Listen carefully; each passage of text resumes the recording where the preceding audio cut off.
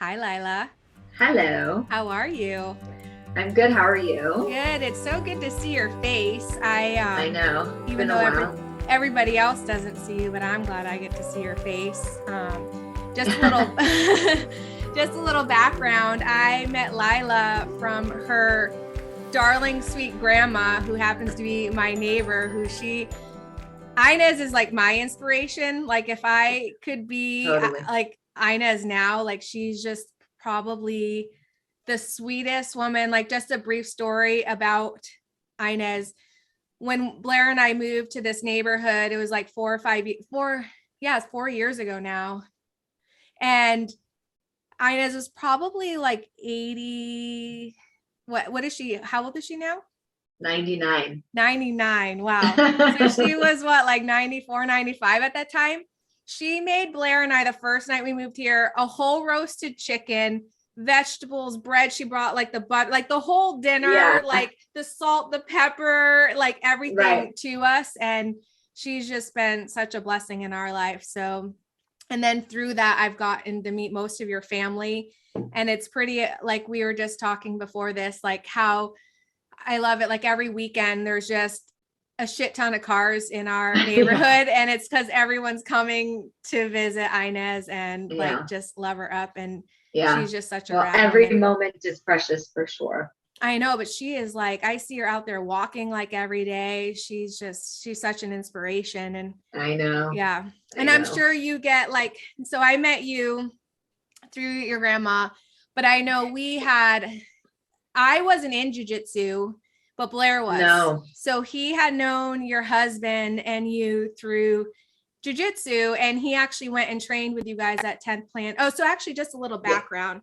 Lila does jujitsu. Actually, why don't you share your story? I'm not going to share your story. Let give a little bit. I mean, okay. I'm a black belt under Eddie Bravo, 10th Planet Jiu Jitsu. And I've been doing Jiu Jitsu for about 12 years now. And Wow. I was in the martial arts world since I was 14. I started with Muay Thai, and then I got into Jiu Jitsu when I was like 20. Um, and it's been, you know, a love story since. I call it the love hate relationship.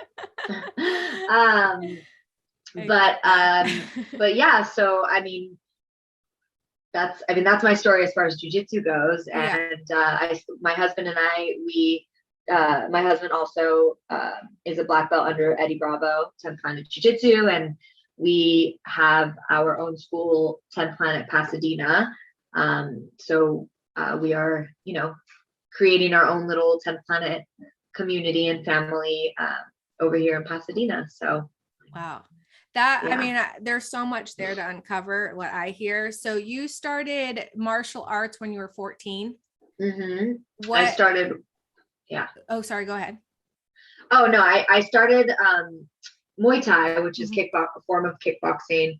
It was called the Bomb Squad. It was down the street from my parents' house in West Hollywood, and it was like this tiny little like dojo, like typical, like, kind of grungy,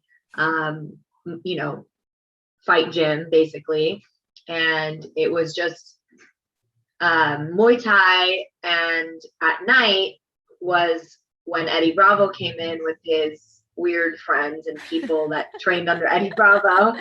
When he was famous, but not the extreme that it is today. So this is like the beginning of 10th Planet, basically, at this gym called the Bomb Squad.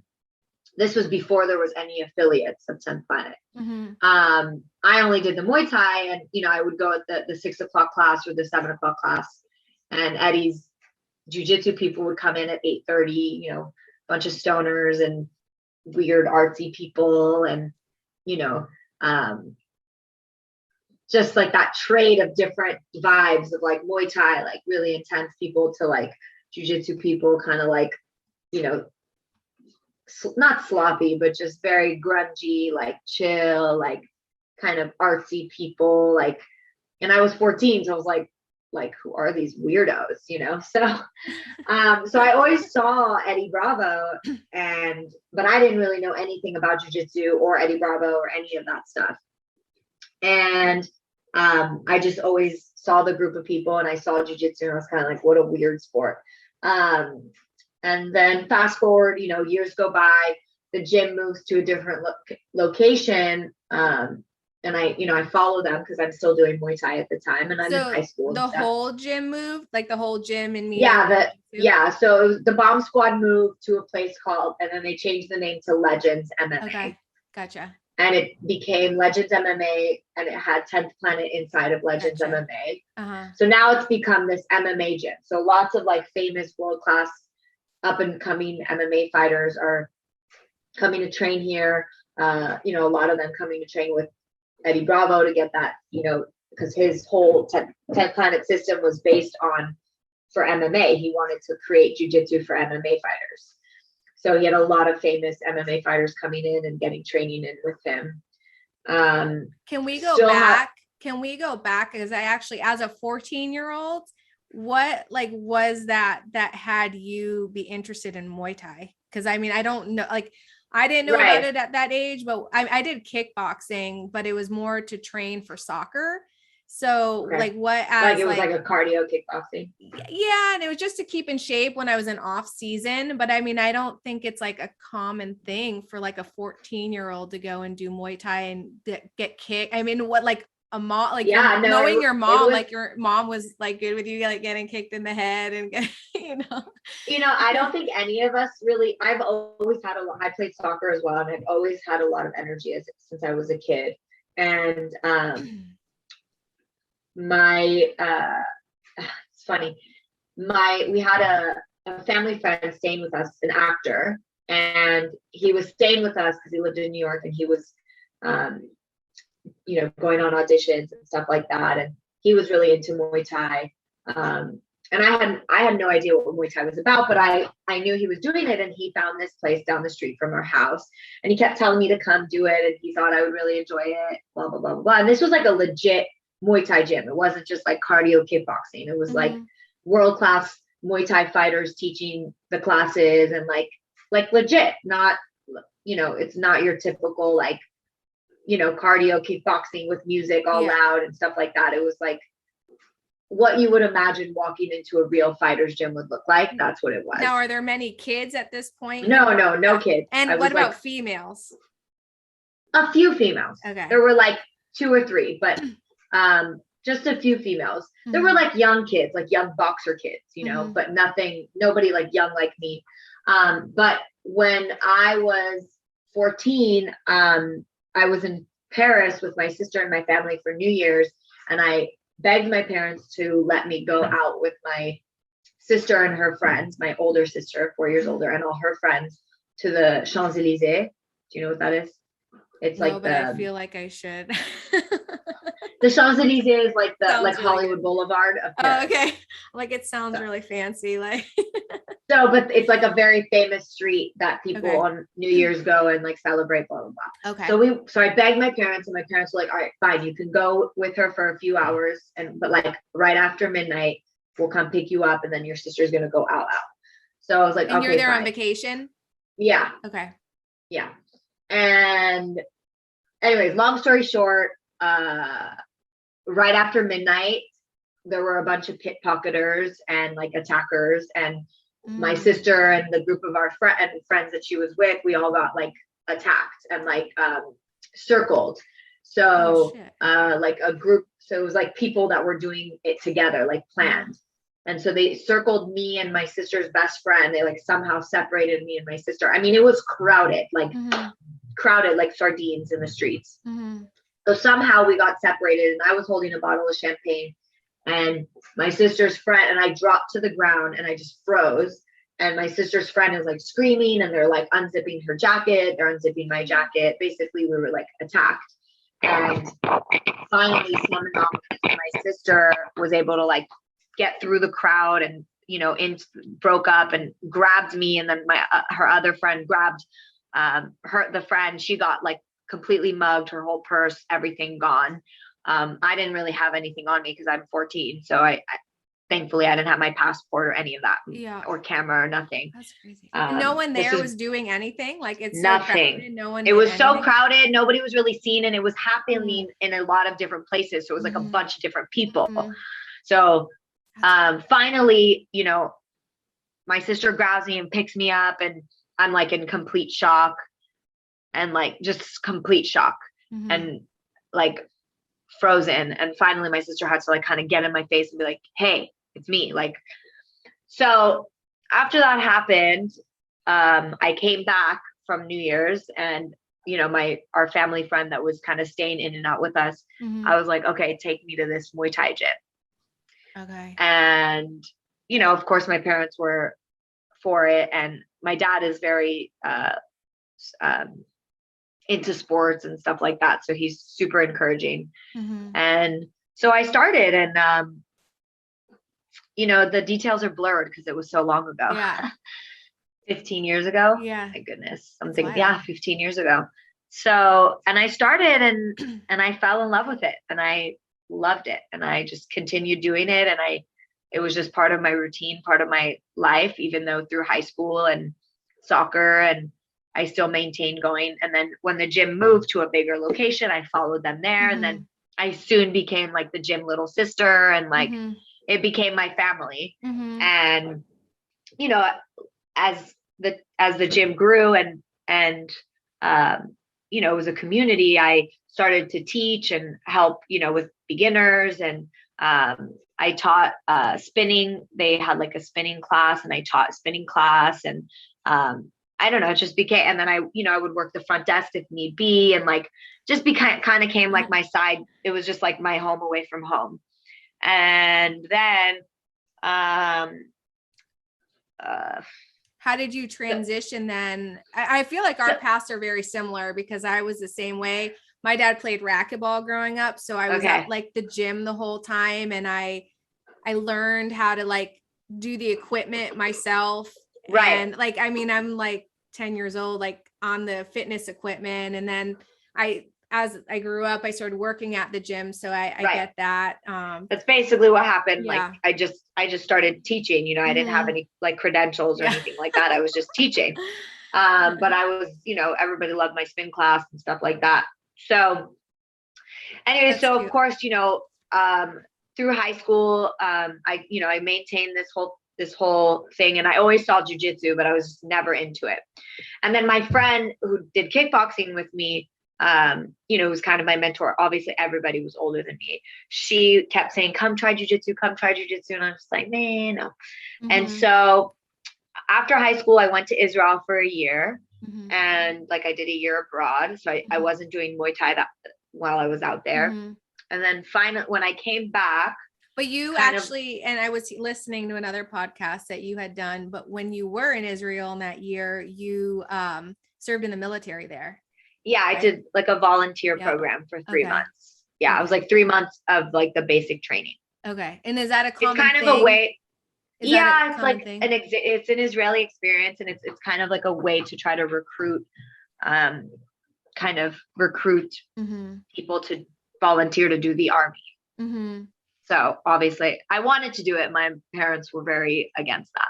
Oh, really? Usually it's like the other way around, right? Like no. They like, I was kind of like thinking about doing it, and, you know, for a quick second, it didn't last very long, but they were they didn't encourage me. They were like, what? No. And so I was just like, okay, whatever.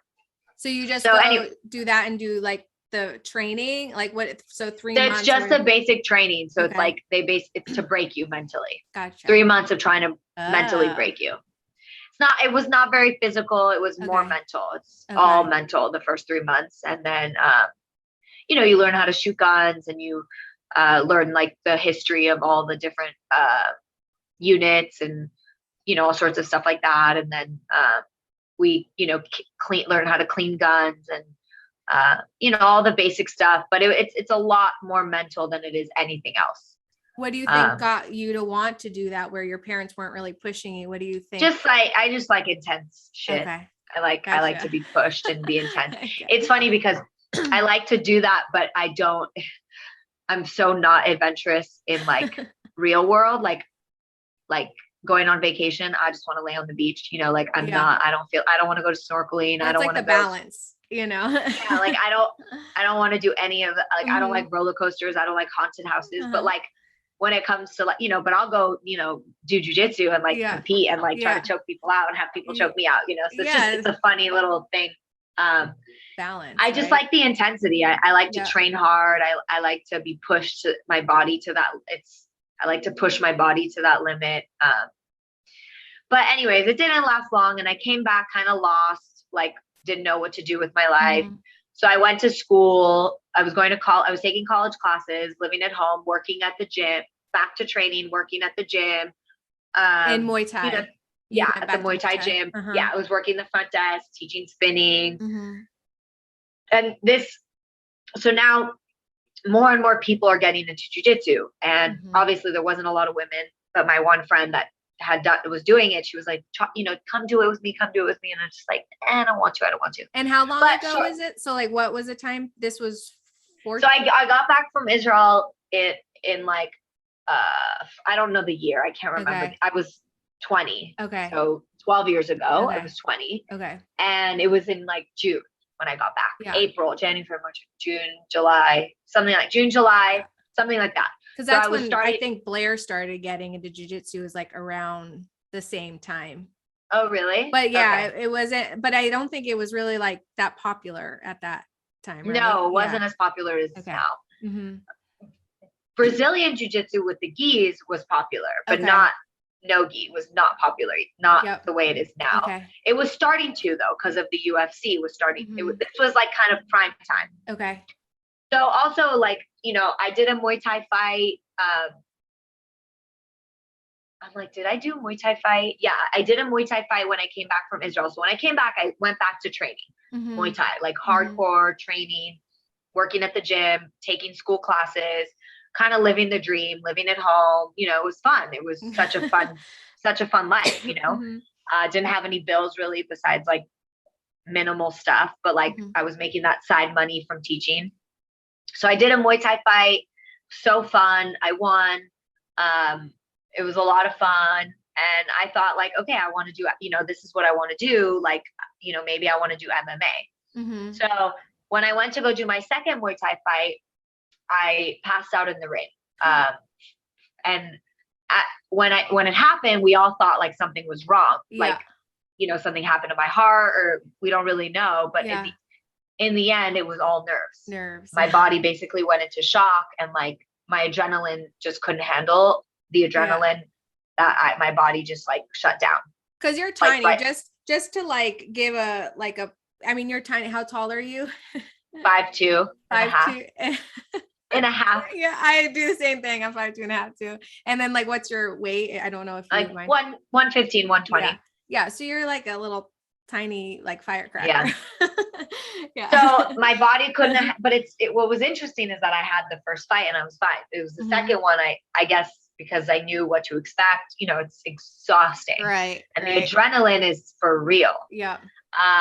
So I passed out in the ring right before the fight starts. It was crazy, kind of heartbreaking. And then I was like, okay, well, maybe it was just a fluke. So then when I went to go do my third one, while I was getting my hands wrapped, I felt that feeling again, and I panicked, and same thing, my body just like collapsed, and I was just like, okay, maybe this isn't for me. So I took it was very heartbreaking, like gut wrenching, like what the fuck. So I took a little break. I had kind of dabbled in jujitsu during this time. Like my friend kept convincing me, but I kept starting and stopping and starting and stopping, because it was just like, ugh, I don't like this. And then finally after this one, I was kind of like, all right. And at this time, the gym was starting to kind of fall apart a little bit, like the jujitsu and the kickboxing, because we had like a really good team, but like the gym was starting to separate. Like the head instructor of the kickboxing and Eddie Bravo, it just wasn't connecting. So like the gyms were starting to kind of separate, which they eventually did. But before that happened, I got into jujitsu and I started doing privates with my husband. He wasn't your husband at the time, though. He wasn't my husband at the time, just some guy that romance. comments. Yeah. So some guy that some guy that was teaching fundamentals for Eddie Bravo. And I was just like, do you do privates? Was he the motivation that got you? You thought he was cute and he, Yep. 100%. See, ladies, you might find some cute guys at Jiu Jitsu. Yeah, it's true. So we started doing privates, and we started in like end of September, beginning of October of, I don't know, 2009. I don't know. Maybe 2009 or 2010. Okay. I can't remember. I think maybe 2000. No, 2010, I think. And I started falling in love with jiu-jitsu through the privates, and obviously falling in love with him. Right. And so I started in October. I did my first competition in March of the following year, which I think was 2011. Were you just doing privates at that point, or were you doing group classes too? Oh wait, Lila, your audio went weird. Yeah. That's weird. Not really. You sound really far away. That's weird. Same. What the fuck? Sorry. Switching headphones. Now I can you hear me? Yeah. Okay, cool. Yeah. Weird. Maybe it clicked over to the. Maybe. So strange. Yeah, that's weird. So anyway, I did my first competition in March, and at this point we're dating. So he's my coach and my boyfriend, and then like soon after that, and then now the gyms have separated. So now there's 10 Planet Jiu-Jitsu somewhere, and then my stand-up was somewhere. But so can I go back to something? So in the beginning, sorry to interrupt you, but in the beginning, you said like, oh, with Eddie Bravo, like there's a bunch of artsy, like weird people, or what was it like? Stoners. Did that cross your mind at all, or was it just more you got to know the people over time? I got to know the people over time. Yeah. I think I got older and more mature and more comfortable like talking to people. But yeah, it didn't faze me at this point. And and plus there's a really cute guy. Exactly. Plus there was a really cute guy. So that definitely helped. And then I competed, and kind of the rest is history. And I kind of let the Muay Thai kind of go, and got into jiu-jitsu, and just started competing and training with Eddie Bravo, and kind of taking it to the next level. And then I found I was competing, and then a few years later I went to another Muay Thai gym, because I was like, I think I want to do MMA and stuff like that. And so I started training in another Muay Thai gym, and also training at 10th Planet. So my schedule was packed. I was going to school in Northridge, CSUN, training in Van Nuys, training in downtown, teaching classes in different places. So like, I was like not living in my car, but basically like had to pack all my stuff for the day. And like, I was just like bouncing around. My schedule was super busy. So when I started training for another Muay Thai fight, like, years later, I got down to the 115, was training super, super hard. And the day of weigh-ins for my Muay Thai fight, after years of taking a break, the girl backs out. And I was just like, fuck this. Yeah. And it just completely, completely killed my mojo, my like drive. Yeah. And then I just got more and more into jiu-jitsu, and I had more opportunity to compete at the, professional level, and, was invited to a lot of, professional competitions. And so I was just really focusing on that, and just really training hard in jiu-jitsu, and doing competitions, traveling to Japan, and, cool.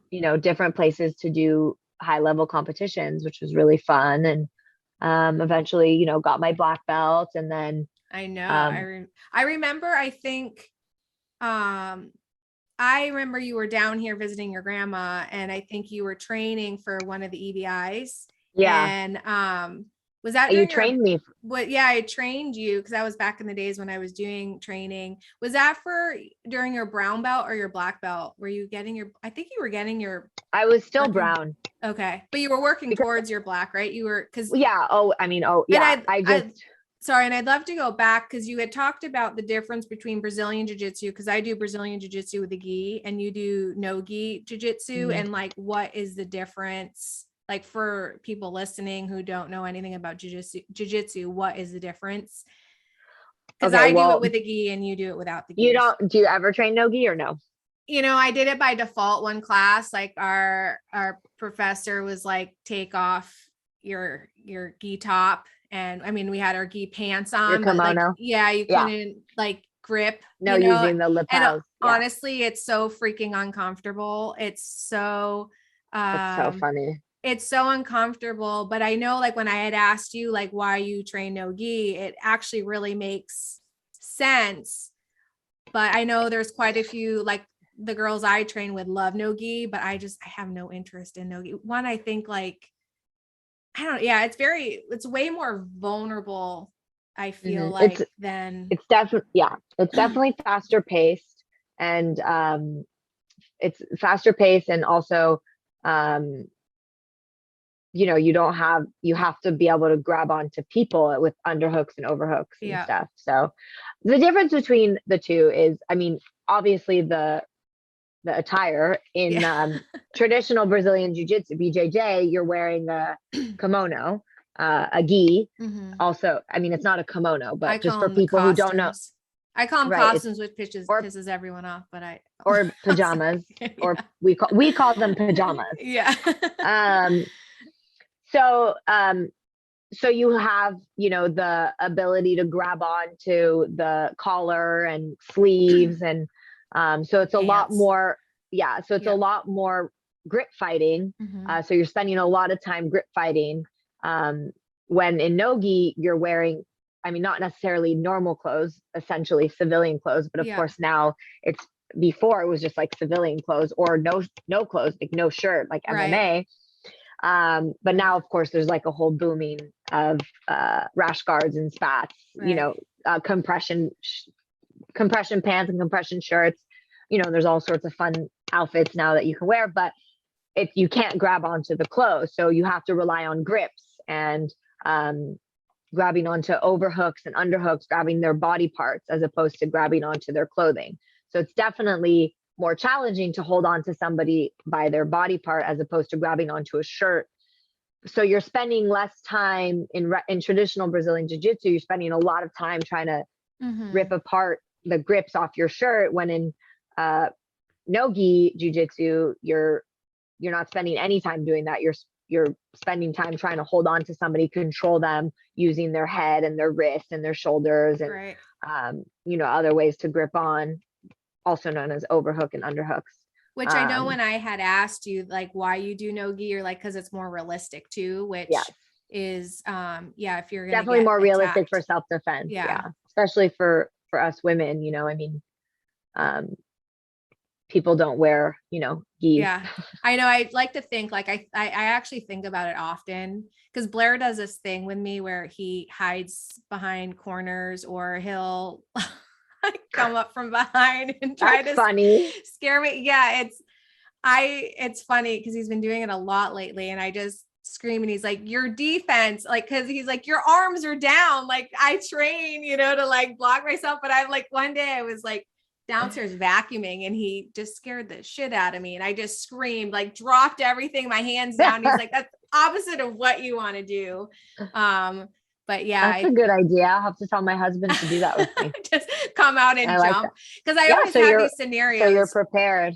I have these scenarios, like I always, they like, Blair always says, when you're a black belt, you realize how much you don't know and how you don't want to get in a fight. But like when you're like a white belt or like blue belt, I always think I'm just a badass, and I'm like, I could choke you and like fight you. Yeah. And of course.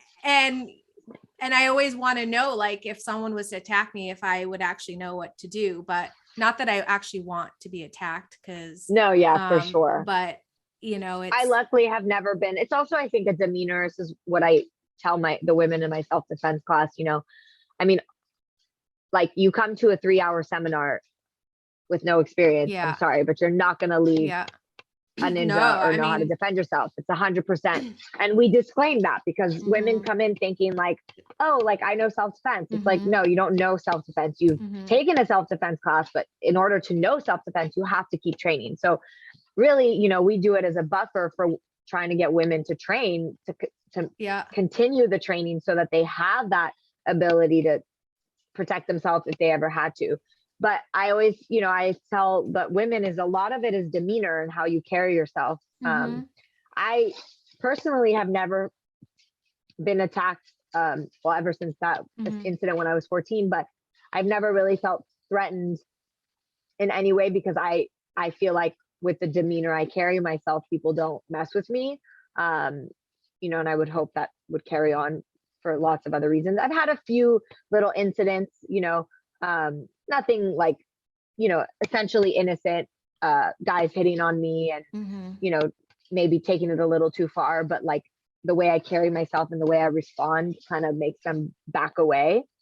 And so that's super important as far as women's self-defense, just in that aspect, is trying to avoid all situations. You know, I mean, you don't want to get yourself in a bad situation. So we always tell women, like, if you're by yourself walking home late at night, like get on the phone or like take a different route so you don't have to take such a long walk, or, you know, do everything you can to avoid the situation. I do the same, even though I could maybe protect myself, probably, but I don't want to put myself in a situation where I have to do anything. So and you know, like what my professors teach, like when I got into jiu-jitsu through a self-defense class, much like you, I actually got attacked by someone I knew, who happened to be one of my husband's best friends. And I would never, and like honestly, attacked. So I, like, and again, up until then, I would have never thought I was a person who, like, that's not going to happen to me. That won't happen to me. And when I got into jiu-jitsu, looking back, I think that was the precursor of why I did it, but it happened many years later of when I went into our women's self-defense class, and same thing, you know, we did it. It was like a few months that we would do this class. But it's the same thing. You have to like hone in on the skills.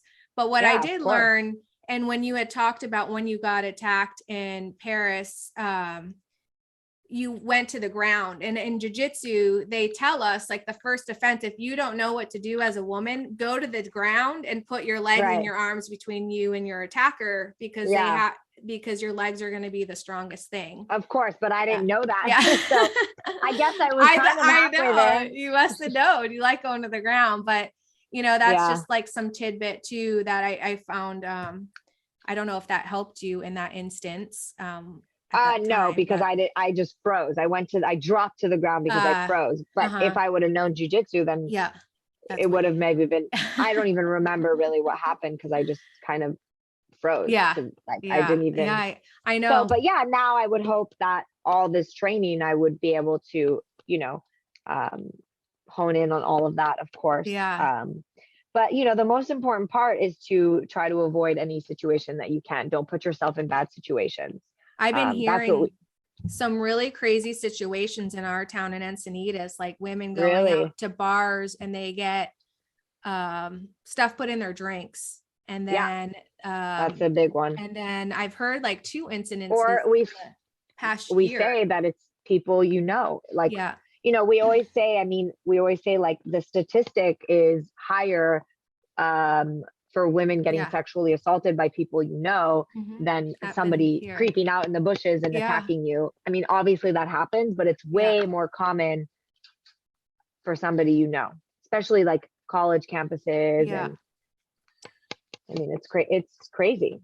Yeah. So going back, I know that's like a really chunky part that we could talk about too. Forever. So you, like, going back, you competed, and you now have, you and your husband, like, you then got married at some point. So we got married, so we opened a gym. Well, we were in process of opening a gym. And well, that was always like a goal, a plan, a goal. And then we basically got married in August, opened a gym in October of the same year, 2017. Okay. Oh yeah, I remember that. Yeah. So right after we got married, it was just like, all right, let's open this gym. And so we opened the gym in October of 2017, and it's been 4 years, and it's going really well. I mean, we had, that shitty year of the pandemic, but everybody went through it and we survived, thank God. Yeah. And did you guys like how did you guys survive through that? Well, we have a lot of great clients who, didn't cancel memberships, and then we were doing stuff online as best as we could. And, we basically, I mean, everybody was just rolling with the punches that were coming our way as best as we could. And I know too, because when I had saw you I think I saw you at one point after like a year or so, because you were here visiting your grandma, and you're like, yeah, we're like in complete lockdown because too, you're protecting your 99-year-old grandmother too. Yeah. So yeah. I know it was definitely a tough year, but we survived, and it only makes us stronger. And I'm sure it's not far from the end of what's to come. Yeah, I know, it's wild times. Yeah, wild times.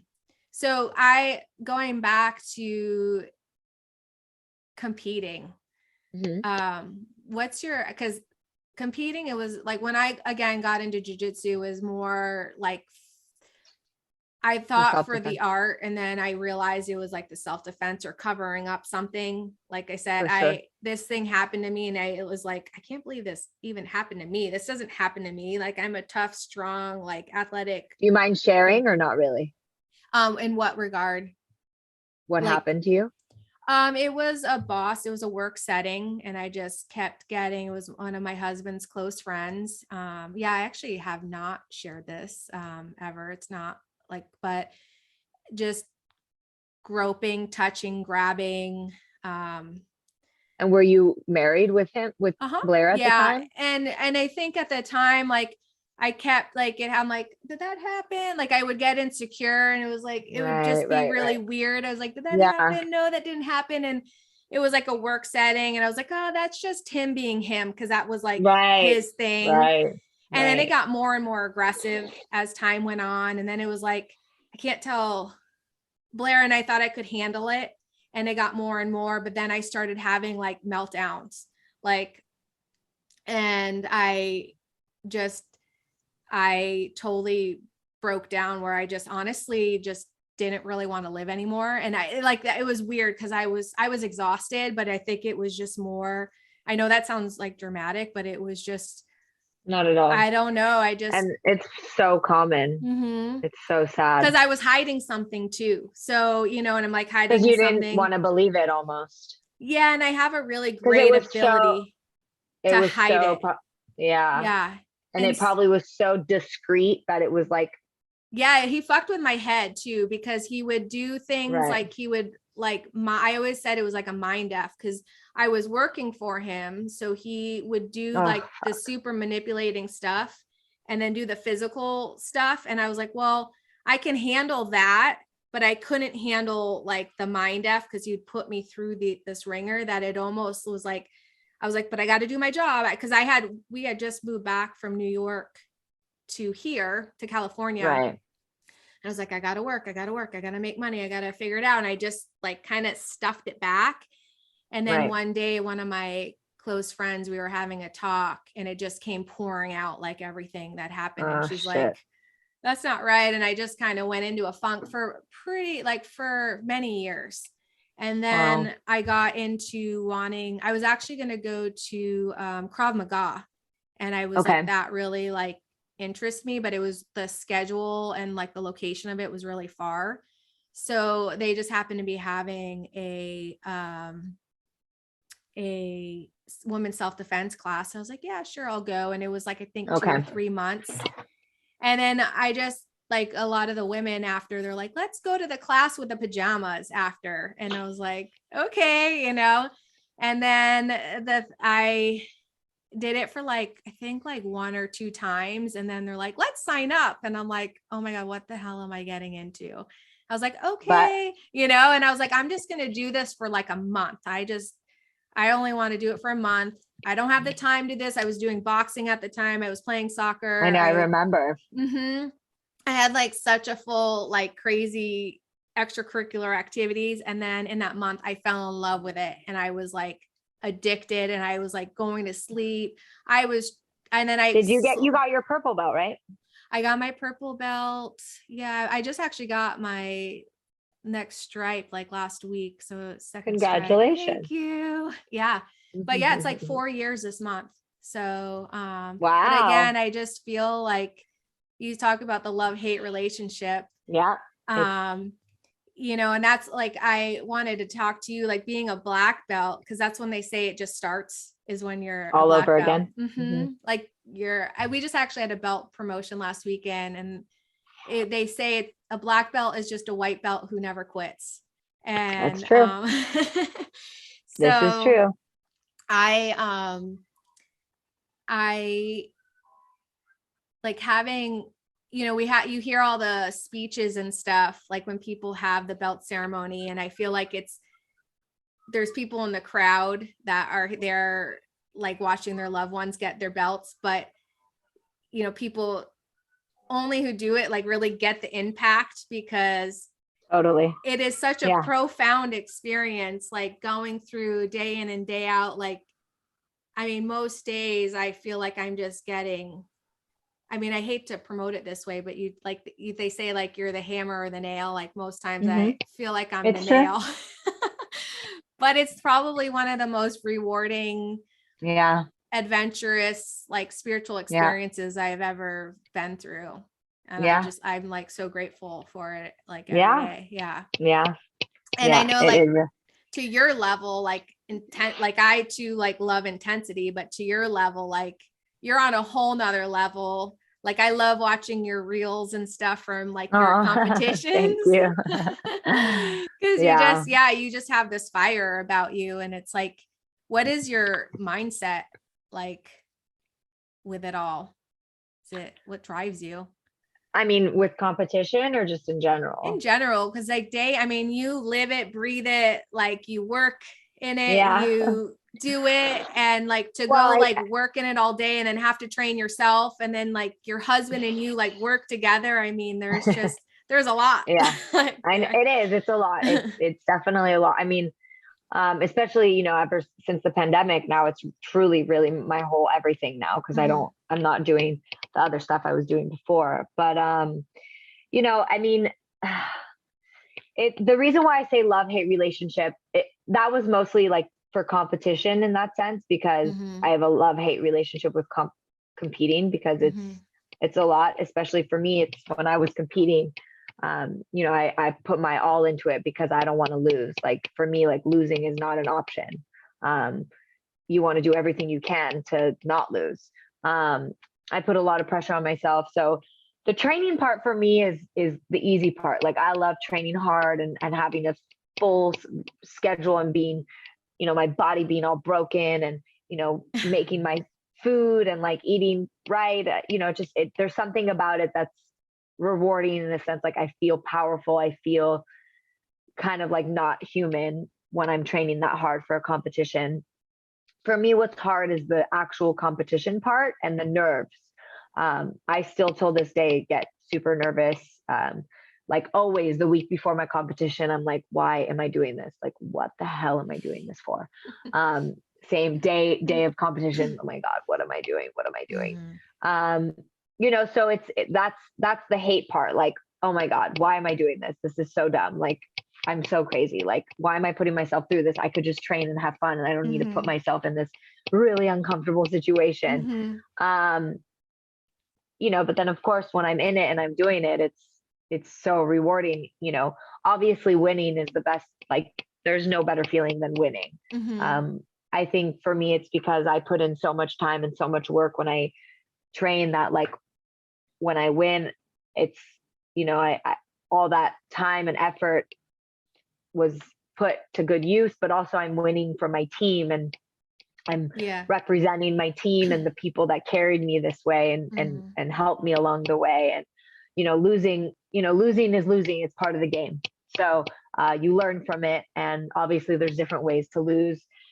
I've had losses where I'm like, okay, like I lost, but like I did as best as I could. And I've had a lot of losses where I'm like, fuck, like I could have beat her. Like I got in my head. And that's the hard ones, is the losses where you're like, you didn't do your best, or you didn't put it all out there. And, you regret not doing, going as hard as you could. And, Yeah.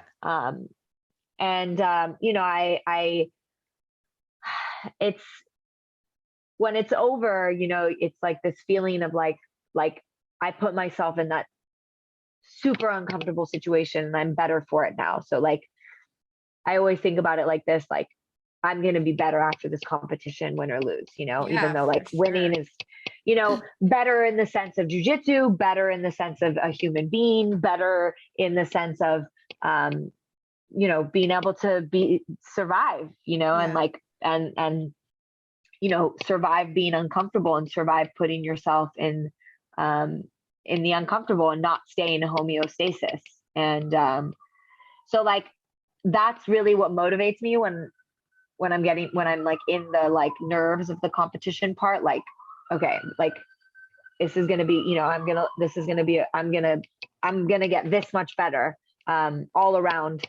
Yeah. As a human, as a jiu-jitsu athlete, as a woman, as a, just, a citizen in the world of just, being able to survive. And, so like, that's what keeps me like going as far as like the competition part. But it's gotten harder over the years because I have so many lingering injuries and, my body definitely can't take. So, kind of like right before the pandemic, I did my first black belt match as a black belt. And it was the last competition I did. How many at that point, how many have you done? Oh, I don't know. Okay. I don't know. I think I had listened to something you were doing, and I think you said you had 20 competitions at that point, but it was like, I think 4 or 5 years ago that now I don't know. There's been a lot. I started, that's competing. impressive. I think anytime you just get out on the mats, we like, I think it's always a learning experience. Like you say, like you're like, oh, I could have went harder or whatever. And I think there's always like an awareness, even though like you don't have the win as a result, but like just getting out on there, 2 people and just battling out you're trying to kill each other basically. Yeah. I mean, and a lot of my, a handful of my body goes into autopilot essentially, which, I don't know if I recommend that for everybody. I think it's just kind of just what my body does. I just go in autopilot. As soon as I slap and bump, it's like go time. And I see red, like I see red and I'm just going. So, and it's everybody's jiu-jitsu journey is different. That's what's so beautiful about jiu-jitsu. And, after this last, I've had so many lingering injuries, but I was lots of injuries before this last competition as a black belt. And then the pandemic happened. So I figured I'm going to take some time. And I basically, when the pandemic happened, it's like all the injuries were like, what? Here you go. And so, it was time. My body just needed a break, and I'm barely just getting back into it. I'm dealing with like a neck injury right now that, so I have to change my game up a lot because I can't do a lot of the things that I could do before, and I can't train the way I trained before. And I'm slowly right now just getting back into my training. I was focused a lot on teaching, which has been really nice. And I'm teaching the fundamentals program and kids, and I love seeing just like a normal. You teach the women's program too. Yeah, and the women's self-defense, and for me, it's like. What I love, there's so many things I love about it, but there's like 2 main things. Is the first one is what's so beautiful about jiu-jitsu is anybody can do it. You don't have to be, any shorter, any taller, any skinnier, any heavier, any bigger, any stronger, any older, any younger. Anybody can do it. Everybody has their own jujitsu journey. Yeah. And that's what's so beautiful about it. It doesn't matter. You could be a, 50-year-old purple belt who just does it for fun and has a broken body. And when he rolls, he gets tapped out by all the blue belts who are like competing every weekend and they're trying to do this as their professional career, but he's a purple belt because he's put in the time, the effort, the consistency in classes. His mentality is purple belt. So it doesn't, yes, belts mean something for sure, but everybody's belt means something different for them. And everybody's journey is different and everybody's meaning for jujitsu is different. Like everybody's doing jujitsu for different reasons. Yep. And so that's one of the reasons why I love jujitsu. And my other favorite thing for me now, especially as a teacher and honing in on teaching more than I am competing, which is hard to do both.